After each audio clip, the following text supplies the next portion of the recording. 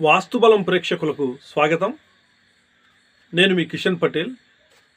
ఈరోజు మనము తీసుకునే అంశం ఏంటంటే, గృహ నిర్మాణంలో శంకుస్థాపన చేస్తున్నప్పుడు ఏ కర్రను వాడాలి శంకుకు అనేటువంటి సందేహం మన వాళ్ళలో చాలామందికి వచ్చేసింది.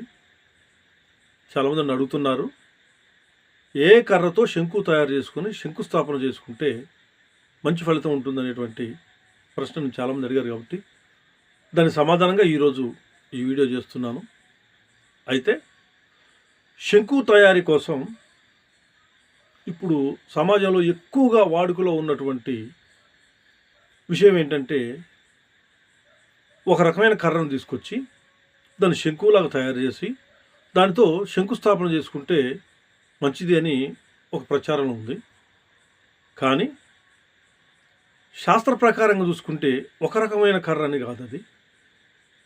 ఆ గృహ యజమాని యొక్క నామ నక్షత్రం లేదా జన్మ నక్షత్రాన్ని బట్టి ఆ నక్షత్రానికి అనుకూలమైనటువంటి వృక్షం ఏదో ఆ వృక్షం నుంచి మాత్రమే ఆ కర్రను, ఆ కొయ్యను తీసుకొని వచ్చి శంకును తయారు చేసుకొని దానితో శంకుస్థాపన చేసుకుంటే మంచి ఫలితాలు ఉంటాయనేది శాస్త్రం చెబుతున్నటువంటి విషయం.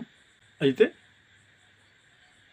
ఈ నామ నక్షత్రాన్ని బట్టి, జన్మ నక్షత్రాన్ని బట్టి ఒక్కొక్కరికి ఒక్కొక్క రకమైనటువంటి చెట్టు నుండి కొయ్యను తీసుకోమని శాస్త్రం చెప్పింది. ఆ విషయాలు ఏమిటో మనం తెలుసుకుందాము. ఏ నక్షత్రం వారికి ఏ చెట్టు నుంచి కొయ్య తీసుకుని కర్రను తీసుకుని మనం శంకును తయారు చేసుకుంటే మంచి ఫలితాలు ఉంటాయి అనే విషయాన్ని ఈరోజు తెలుసుకుందాము. ప్రధానంగా మనకు 27 నక్షత్రాలు ఉంటాయి కాబట్టి అందులో మొదటి నక్షత్రం అశ్వని నక్షత్రం వారికి ముష్టి కర్రను తీసుకుని శంకును తయారు చేసుకున్నట్టయితే మంచి ఫలితం ఉంటుంది. అలాగే భరణి నక్షత్రం వారికి ఉసిరిక కర్ర నుండి మనం శంకును తయారు చేసుకోవాలి. కృత్తికా నక్షత్రం వారికి మేడు చెట్టు నుండి కర్రను తీసుకుని శంకును తయారు చేసుకోవాలి. మృగశిర నక్షత్రం వారికి సండ్ర చెట్టు నుండి కర్రను తీసుకొని శంకును తయారు చేసుకుంటే మంచి ఫలితాలు ఉంటాయని శాస్త్రం చెబుతోంది.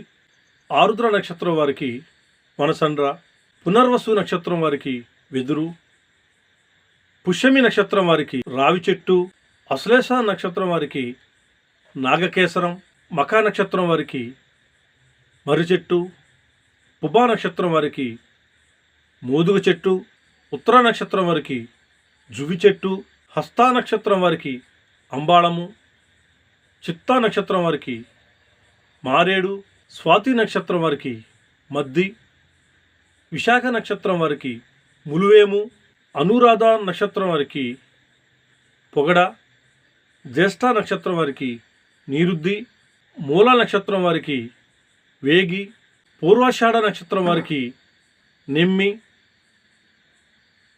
ఉత్తరాషాఢ నక్షత్రం వారికి పనస, శ్రవణ నక్షత్రం వారికి జిల్లేడు, ధనిష్ఠ నక్షత్రం వారికి నెమ్మి, శతభిష నక్షత్రం వారికి కానుగ, పూర్వభాద్ర నక్షత్రం వారికి మామిడి, ఉత్తరాభాద్ర నక్షత్రం వారికి వేప, రేవతి నక్షత్రం వారికి ఇప్ప చెట్టు. ఇలా శాస్త్రం చెబుతున్నటువంటి చెట్ల నుండి కర్రను తీసుకుని దానితో శంకును తయారు చేసుకొని శంకుస్థాపన చేసుకుంటే మంచి శుభ ఫలితాలు ఉంటాయని శాస్త్రం చెబుతుంది. అయితే కొన్ని చెట్లు దొరకకపోవచ్చు. అలాంటప్పుడు వారికి శత్రు చెట్టు కానిది, శత్రు వృక్షం కాని వృక్షం ఏదైతే ఉందో అటువంటి చెట్టు నుంచి కొయ్యను తీసుకుని మళ్ళీ శంకుగా తయారు చేసుకుని వాడుకోవడానికి వెసులుబాటు ఉన్నది. కాబట్టి ఇందులో శత్రు వృక్షం ఏదో ముందుగా గమనించి ఆ వృక్షాన్ని తీసుకోకుండా తనకు అనుకూలమైనటువంటి వృక్షాన్ని తీసుకొని శంకును తయారు చేసుకొని ఉపయోగించుకుంటే మంచి ఫలితాలు ఉంటాయని శాస్త్రపరంగా తెలియజేయడం వల్ల ఈరోజు నేను మీ ముందు ఇలా తెలియజేస్తున్నాను. కాబట్టి ఈ విషయాన్ని అందరూ గమనించి ఆ విధంగా ఆచరించి సుఖ సంతోషాలతో జీవించాలని. సర్వేజన సుఖినో భవంతు. శుభం.